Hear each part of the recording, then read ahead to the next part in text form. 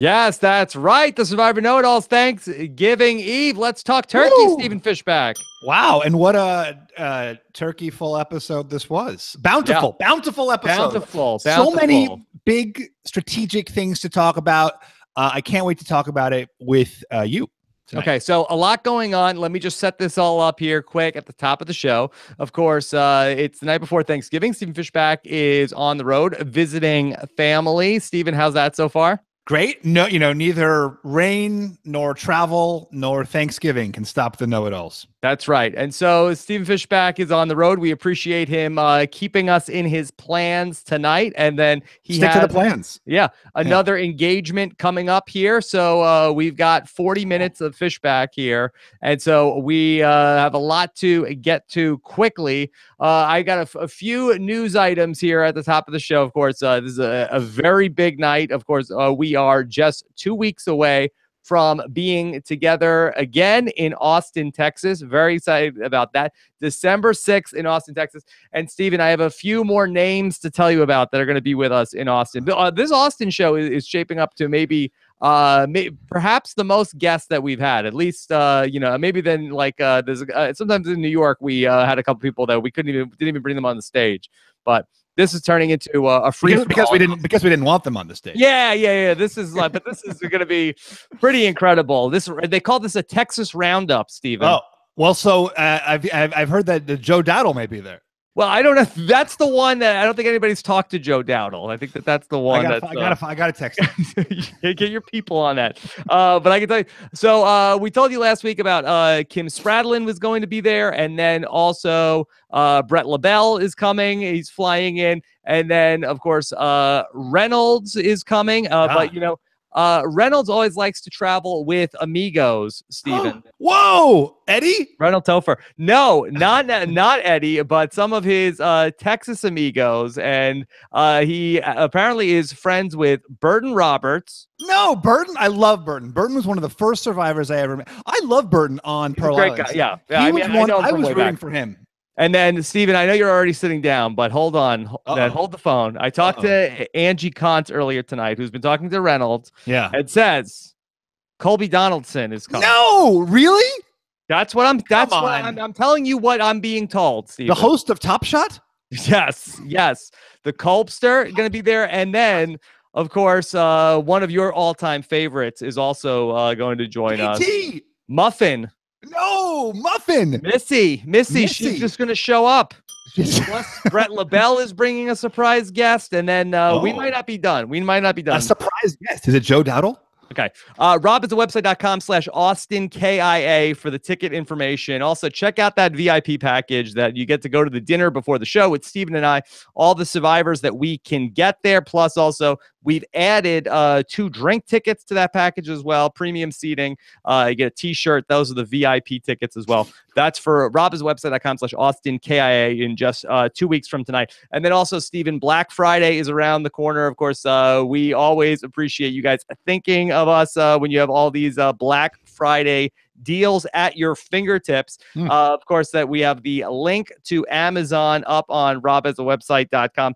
That's our new influencer account, that banner there. And then, of course, we have a new page that I just set up, robhasawebsite.com/gifts. That has the Amazon link, links to Canvas People, Omaha Steaks, all of the different holiday offers that our sponsors have. And then also we have the Rob Has a Podcast t-shirts are back now for 1 week only, robhasawebsite.com/shirts. So we got get all that out of the way.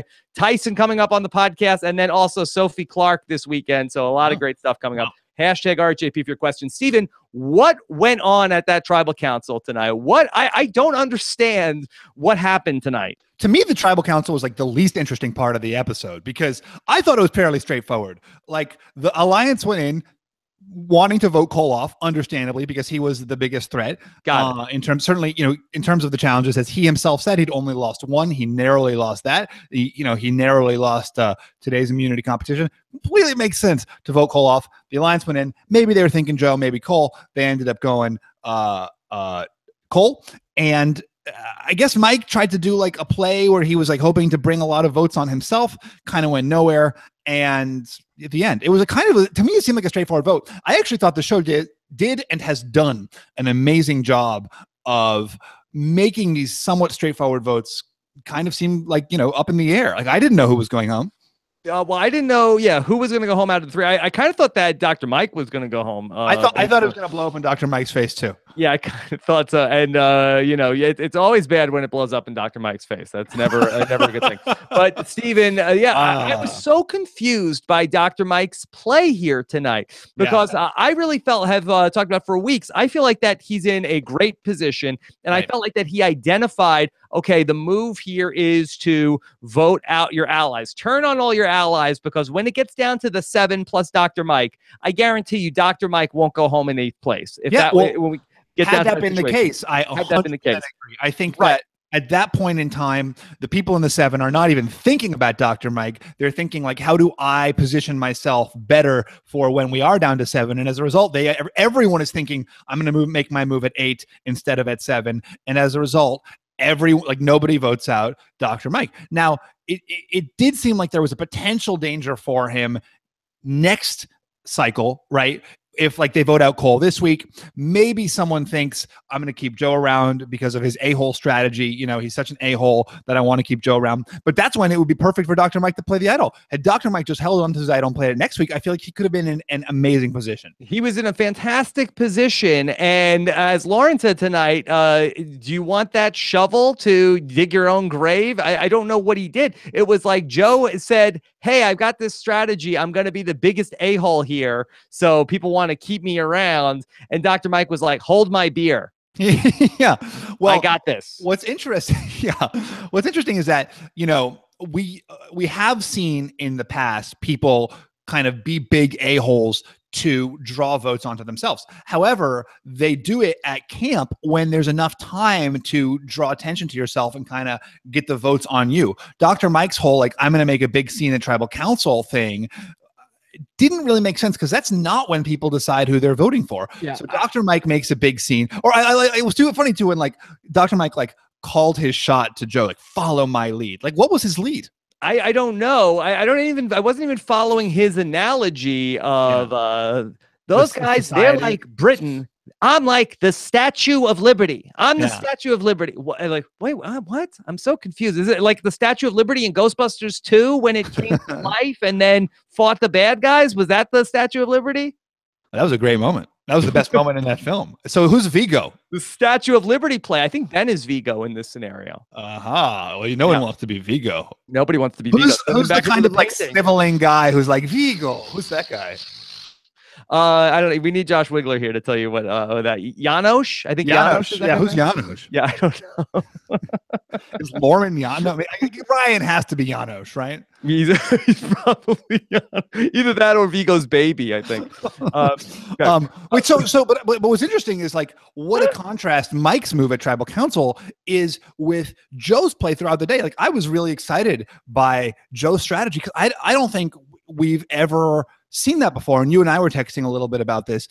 Has anybody ever self-consciously said, I am going to be an a-hole, not to get votes onto myself, but to make myself into a goat so nobody votes for me? I mean, it's happened that people have been such big jerks that no one has voted for them, but I don't think we've ever seen it consciously and deliberately. I'm not sure why it's working. I mean, we saw tonight that Ashlee and Christy said, no, Joe has to go. We hate Joe. Joe has to go. Yet somehow he stayed. And we don't know. We didn't see in the episode, did Ben ultimately put his foot down and said, no, this is the plan. Everybody get in line. I don't want to hear any dissension. Or did Chrissy and Ashlee ultimately retreat and said, okay, look, we can get him anyway. I guess Ben is right. We didn't see how that ultimately got settled. I don't understand. And what I would love to have seen is if Ben was sort of at this next level, where then we see him and Joe okay, look, I got you, Boston Rob to Philip is okay, you are in my final 3, trust the process here, but in a way where it's that then Joe can't go expose hey, everybody, guess what? Your boy Ben is working with me now. So it would be nice if we saw something, or Ben saying hey, I want, this is my guy that I want in the final 3. Oh, he did say that. Ben said, I want to keep Joe around because everyone's really annoyed by him. He actually said that. And so I think that, what's amazing about Joe's move here is that Ben, in his effort to keep Joe, ends up drawing all of this negative attention on himself. And I would not be surprised. In fact, I predict that Ben goes home before Joe does. Interesting. I don't know. I think I'll take it. Knowing is know-it-all.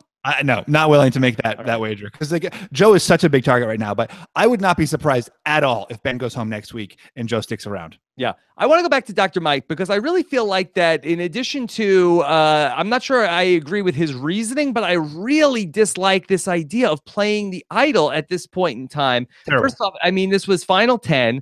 We always say, these swings, you want to, they're going to happen like on the odd numbers. I don't know why he felt compelled to play the idol here at 10. It seemed like what were they going to do? There's still only 3, even if he kept Cole in the game for another round. Yeah. Did he feel like that then, okay, if we shift and they voted for Cole. That was the other crazy part of all this. Yeah, they still voted for Cole. I thought this whole idea was that they felt like, okay, well, let's protect our 3, and then all we need to do is pull over maybe one person from the 7, and if they're splitting votes, then we've potentially got a shot here, at 9, 3, 3, and 3. That could be a thing, but I don't know why play the idol and then put your votes on Cole. Yeah, it really did not make sense. And it also, like, am I wrong that there were only 2 votes for Ben? I actually, where did the vote? I didn't see where the votes came from. I've been no, I think there was 1 vote for Ben. Was it Cole voted for Ben? I think that was it. Yeah, Ben, Mike, and then the rest were for Cole. Wait, so then Mike put his vote on Cole? Mike and Joe voted for Cole. Chat room, correct me if I'm wrong. Wow, I missed that. That's pretty phenomenal. That's like very. So in that, if that's the case, yeah, I don't understand that at all. I don't know, unless like Mike feels like, hey, like if there was if then put this idol back into circulation, Joe will find it, and then that somehow he could just hand it to Joe. He could have just handed it to Joe.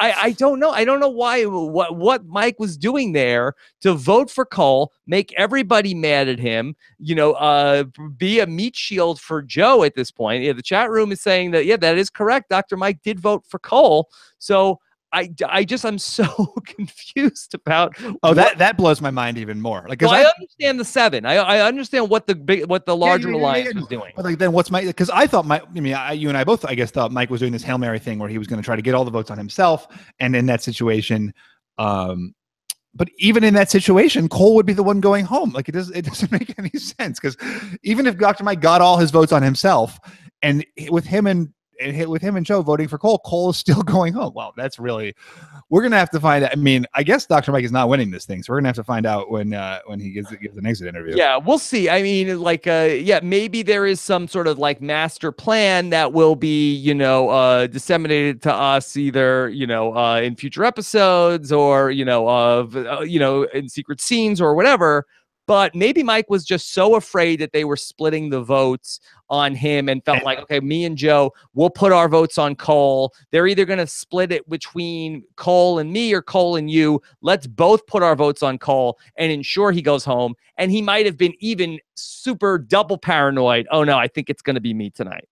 Well, and maybe he thought, well, I mean, he correctly intuited, right, that like that Joe was not getting any votes. So maybe he was trying to protect Joe. Just hold on. Maybe he's trying to. This is like a really generous interpretation. Maybe he's trying to protect Joe because he knows that Joe will be a bigger target next week than he will be, and there's less of a chance of Joe winning immunity than Cole winning immunity. So by him making sure Joe doesn't go home, he theoretically buys himself another 3 days. But he could have done the exact same thing by not playing his idol. Yeah. I don't know, but very confusing. Joe did not play an idol, and Desi went home. Joe did not play an idol, and Cole went home. They're coming up with reasons not to vote for Joe and to vote for another healer. I feel like that the Mike is in a more precarious position going into next week than I ever would have thought he would be. Yeah, because next week would have been the perfect time for Mike to play his idol. Right. When or to you save it, actually, or even to use it next week as leverage to say to someone what happens, to say to one of the smaller groups in the 7, like, hey, let's do something right now. Let's get a jump on those guys. Okay, so we have a lot of other stuff to get to from the episode tonight. So let's keep bouncing around. I thought this was a bad night for Ryan, Stephen. That we saw him. Of course, he got the immunity idol last week, but he tells Ben about this information, and then Ben actually goes and tells Devin about this information. I thought that was a very savvy play on Ben's part to share a secret with Devin, but not necessarily spill all of his secrets. He doesn't tell Devin about Lauren's advantage, right, but tells Devin about a secret from a guy who probably shouldn't have told him a secret. Yeah, that is, I mean, there's 2 people to talk about there, right? Well, there's 3 people to talk about in that interaction, right? Like Ryan, who has revealed his information to his best bro, Devin. They agree not to share it with anybody. And then Ryan tells it to Ben. I mean, that seems very careless, especially because I think Ryan wisely said, telling the truth is incredibly important. And proving that I'm truthful is incredibly important. So then when Devin leaves that conversation thinking that it's just the 2 of them who know about this idol, and I guess maybe Chrissy as well at that point, but then when he finds out that Ben knows about it too, it could have been completely innocent on Ryan's part, and probably was completely innocent on Ryan's part, but any small breach of trust is very hard to come back from. Then there's Ben, and I agree. I mean, Ben had kind of a bad night, right, overall, where it sure looked like his alliance was really rebelling against some of his dictatorial impulses.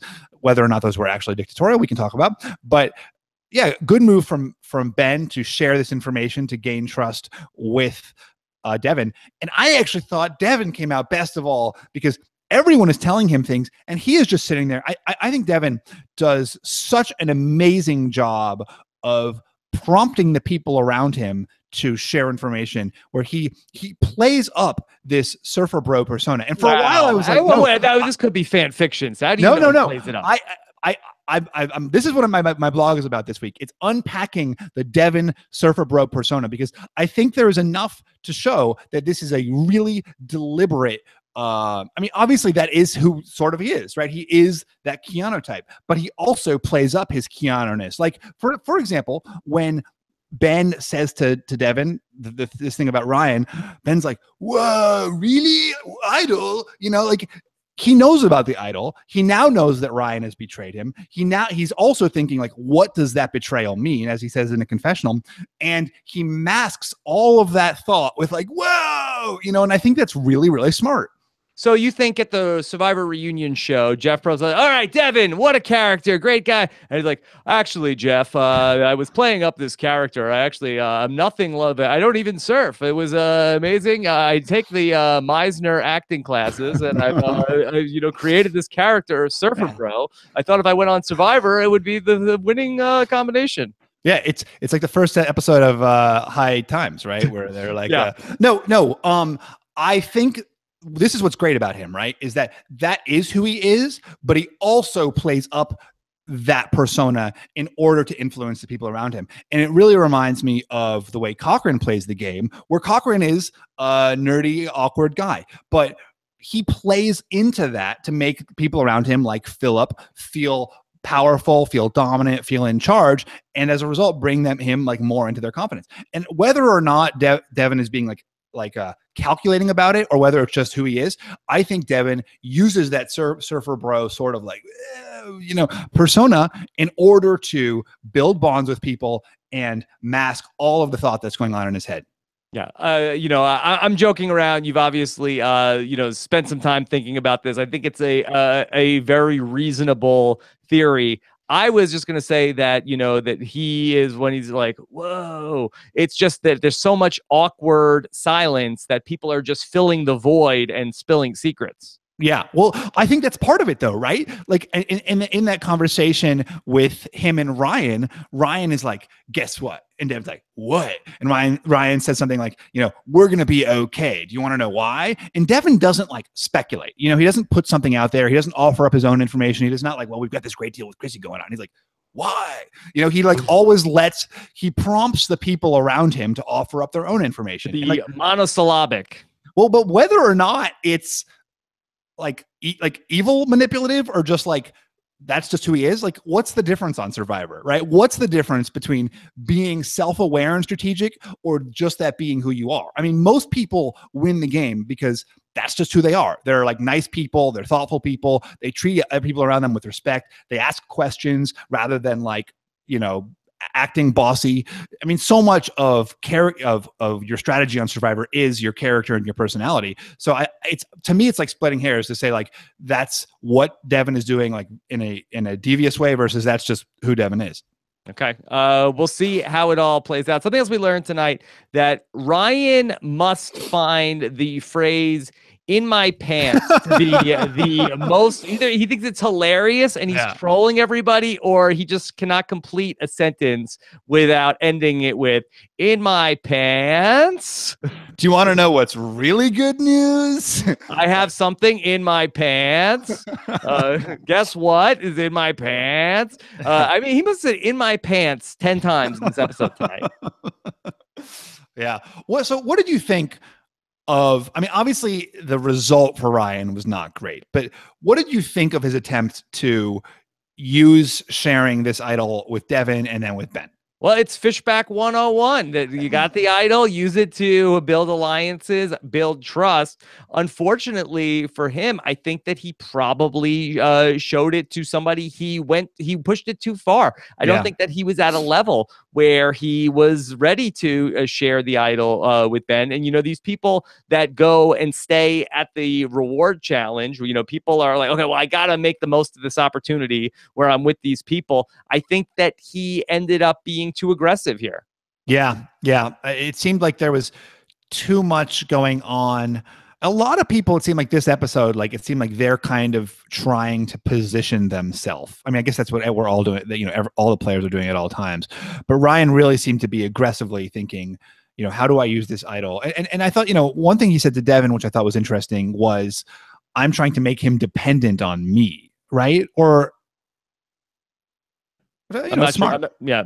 Not sure about that quote, but I'm interested to know, where did you give the fish sheet tonight? I gave it to Devin. Okay. Yeah. But like, I know that a lot of people are going to have your perspective that I'm reading way too much into a few small interactions, but I'd love to have the conversation, you know, read the blog.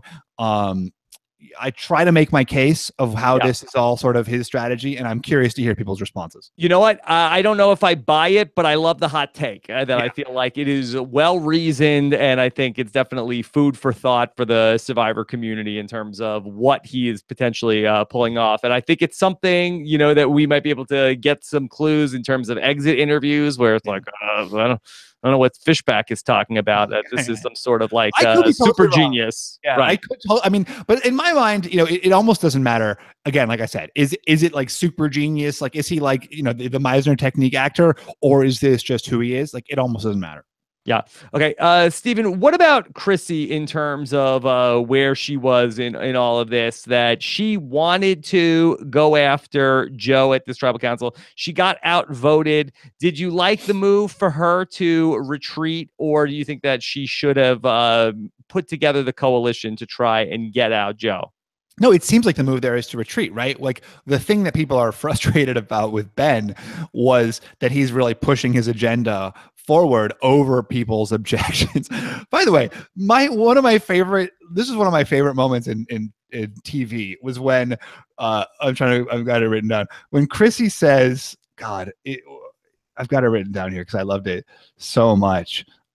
Chrissy says, people are starting to feel a tiny bit steamrolled by you, and Ben says, no, they're not. Just you and Ashlee. You and Ashlee. That's it. You're not steamrolled. I'll tell you when you're steamrolled. Yeah, aren't we people? Yeah. Yeah. And, you know, I will have to say, because it's been such a part of the Survivor conversation about how Chrissy cannot work with women. She doesn't want women to be any part of her plan. Oh, is that what people are saying? Yeah, yeah. Where are you during the week? What do? You show up here for an hour and then then you tune out Survivor the other 6 days of the No, week? I'm just thinking deep thoughts, trying to get in the heads of the players, analyze the Devin. characters. I can't listen to the noise. I gotta like Yeah. really. Well, all of the exit interviews, the last 4 exit interviews in a row, those 4 contestants who went out, all women who were voted out by Chrissy, felt like that Chrissy didn't want to work with any women. Yet she seems to be working fine with Ashlee. They seem very much to be on the same page tonight. Yeah, yeah. The exit interviews are very misleading. You know, people lie. Yeah. Okay. I want to get into the questions. For those of you guys listening to the podcast, I'm going to talk about Canvas people. But for those of you guys who are in the real life, we've only got a few minutes left with Stephen Fishbach. So let's dig into. Oh wait, one thing. One thing we should talk about really quick is Cole the right vote here for that alliance versus Joe? Like, which is the right vote for the alliance? I mean, I've said that I think that Joe is the person who has the more capacity to change the outcome of the game than Cole. What is Cole ever doing? He's going to win immunity. Okay, big deal. But he's never going to, get a strategy together. The only thing that I agree with you, and obviously Cole's not going to win out. The only dangerous thing is Cole around at the final 8 really screws over people's plans, right? If you in your head have like, I know who my 4 is at the final 7, then what if Cole wins immunity at the final 8? It can really mess up your long-term game plan. Okay, let's dive into some questions here. This is from Megan Young. Feels like a good night to give the ocean a fishy or something. Was there any good gameplay tonight? Yes, Devin and Lauren Rimmer, always on point. She had her comment about how useful she thinks it is that she and Ben both know this information about the advantage that she has and how that brings them together. Also, somehow nobody realized that there were only 12 votes last night. Now, or last episode, 11. There were 10, and there should have been 11. Right, that there were only 10 votes and there should have been 11. Somehow that did not come up in any way. It's unbelievable, Rob. Yeah, Jeff Probst talked about it with Dalton Ross last week, that they were hoping somebody would call it out. Nobody seemed, if anybody thought about it, they didn't make a big fuss about it. I mean, I do think when you're at tribal council, you're so paranoid, you're so fixated on like, where are these votes going? Oh my God, is my name coming up next? Like, who could have written that down? What is the, you're so in the moment that you're not really counting the votes. But afterwards, I mean, there were an even number of votes, there were an even number of votes and you knew that because they were tied. I mean, there was no mystery there. Well, we know that Lauren and Ben knew about it, so take them out of the mix in terms of being people that would bring it up because it benefited them. But I think that this is a bad job on Joe and Mike and Chrissy. Cole.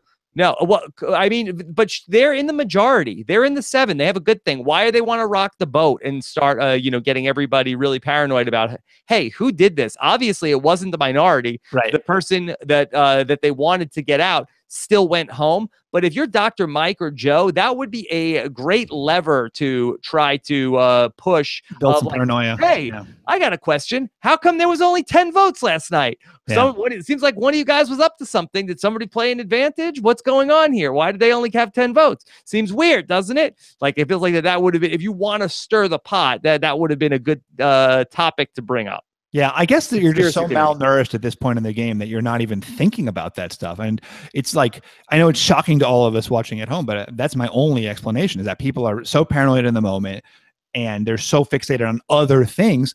And I think that's the biggest danger of Survivor, right? Is that you get so in your head about your own plans that you lose awareness about what's going on around you. And I mean, obviously that's what's happening to Ben, right? Is that he's getting so in his own head that he's kind of like losing awareness of how people are responding to him.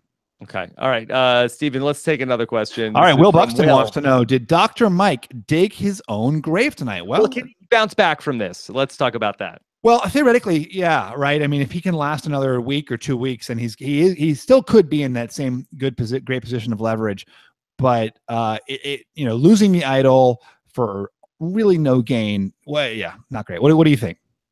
Yeah, I think that this is going to be tough because I really was looking at him as like a real dark horse candidate that could have been somebody who just sneaks into the final 3. I think he's going to really have his work cut out for him now, because he was somebody who I thought seemed well liked by everybody in the group, was really making those inroads as somebody like that they could look at him and say like, oh, he's an extra vote. He's somebody that we could get on our side. Right. But now he's sort of like coming off as like another loose cannon wild card, and he's sort of like the poor man's wild card loose cannon compared to Joe, who's the ultimate wild card loose cannon. I don't know where he stands now. Yeah, it's a tricky one, and I love that he had an idol that nobody knew about. Yeah, and he and Lauren obviously they have a good relationship, and I bet that's why she said that to him, right? She wasn't threatening him; she was warning him, like, Mike, shut up and chill out, like, you're not done here yet.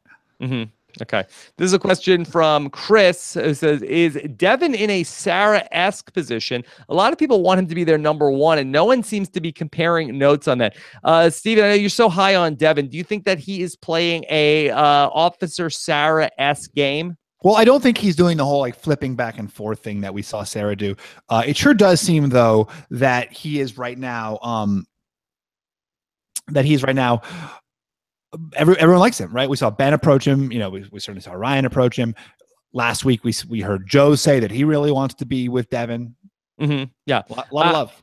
Well, I feel like that the difference between Devin and Officer Sarah is that, and we heard this, from different players coming out of the game. It came up in my interview with Andrea from a couple of weeks ago, that Sarah would talk a lot to people about how, like, we're just like reassuring, like, hey, we have a tight bond. It's a like, let's, make this promise to each other that you and I. But she was doing that with a lot of different people, where it feels like almost with Devin, people are coming to Devin and confiding in him. He's not being the person who is like striking up, like, hey, Ben, you and me, final two. Hey, Ryan, you and me, final two. Hey, Ashlee, we got this, me and you. It's almost like that he is being the person that other people are coming to, which is a better position to be in when it comes to, I think, in the finals. I think that he will not have people be bitter with him, because it's not like he is breaking his word to people. Yeah.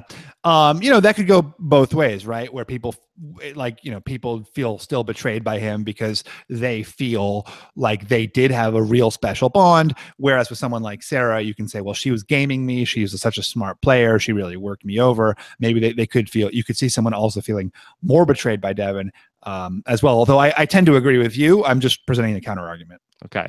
All right, Stephen. Princess Carolyn.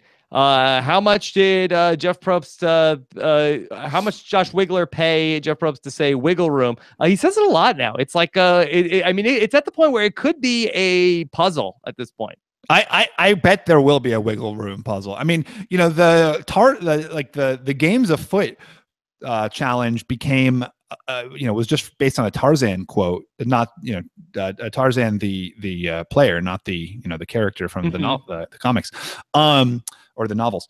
He said it the last couple of seasons. Yeah, so I bet at some point it does become a challenge. That'd be great. And John Kirchhofer, if you're listening, wiggle room, great idea, and a great podcast. Yeah. What a Monday it'll be in the wiggle room when there's a wiggle room puzzle. Okay. The know-it-alls could also be a challenge. And it just doesn't really say that. Trivia challenge. Maybe. Maybe. All right. What about Jeff? Jeff Patterson wants to know, how effective was Joe's argument about Ashlee being a GOAT at this stage of the game? Isn't she last as far as power rankings go, even though Mike and Joe are on the Alliance bottom? Well, I don't think that Joe might even believe that, but he knew with Ashlee that he had a live one on the hook, and he knew, okay, this is the code to really set her off. Make, this argument of like, you're not even playing. You're going to be the easiest person to beat. It set her off. It got her to the point where she was really worked up. Again, he must be super confident in what he's doing, because I don't know why it didn't work. Like, I don't know how he knew that Ben would be the person, especially after what he was saying last week with Ben is swearing on the Marines, how he knew that Ben was going to be his advocate of, getting everybody to keep Joe in the game. Well, I think at this point, it's sort of like a Hail Mary position, right? Where he knows that they want him out. He knows that everyone knows he's a threat. He's on the bottom of the Alliance. So why not do this thing where you're just really pushing everyone's buttons in hopes that it works? And it's kind of genius. And he has this unerring ability to just like nail what people hate, like he says to Ben about the Marines thing, which is just like, he's got this, like this deadlock on what's going to most piss off Ben. And then to Ashlee, you know, he talks about how people think she's incompetent, you know, therefore she's a goat. With Chrissy, he says, I don't have to listen to you, you know, which we know that Chrissy is a little bit, she likes to be listened to.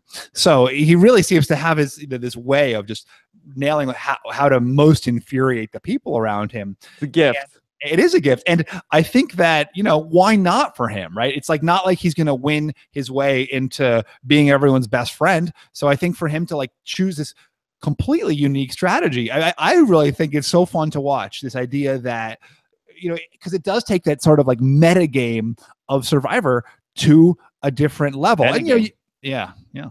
Is that why he's so good at Twitter feuds? Yeah, I guess so. I guess he just knows the right, you know, the right thing to say. Hey, better not piss off LeVar Ball. That could get really heated. Joe Mena. Fiona says, "What was it? Such a break in trust for Ryan to tell another person about his idol? It's his information to use." Yeah, I mean, it was his idol. Is that a good point, or just it's that Ryan told Devin, "I'm only telling you about this," and then Devin heard that he told another person about this? Yeah, and I think that's what it is. I think it was probably an innocent misunderstanding, and I think this is probably where, and if you know, you know, if you watch that scene between Ryan and Devin, it's Devin who's saying nobody can know about this, nobody can know about this, and Ryan's like, yeah, nobody can know this, whatever. I think this is probably an innocent misunderstanding that Devin is reading too much into, but that's part of what drives Survivor, right? Is someone feeling betrayed, someone having a very specific reason to feel betrayed, and then someone never being able to trust that person again. Okay, how you doing? You can take another question? Let's do one more. Okay, one more with Steven. Christian says, what should Ryan say if Devin confronts him about telling Ben about the idol, Steven? Okay, let's do some role play here. Right. Okay, are you Ryan? Yeah, okay. You want to be Ryan or Devin? I'll be Ryan. Okay. All right. I feel like Devin is a better impersonation for you to do. You know, it seems like there's more to do here. Yeah. Sup, brah? Yeah. Idol? What? It was in my pants. I had to tell him it was in my pants. He saw it. It was in my pants. It was in my pants. Yeah. I didn't, you know, I'm working for the two of us. I just want you and me to be at the end together. And I saw a path to build a relationship with Ben where I felt like if I showed him this, it could help our game. So this is really all about you and me getting to the end together. Yeah. And I'm just going to do whatever it takes. I don't think that this is a bridge that can't be mended. Yeah. Fence, you'd mend a fence. You don't mend a bridge. That's a big construction job. Yeah. Okay. All right.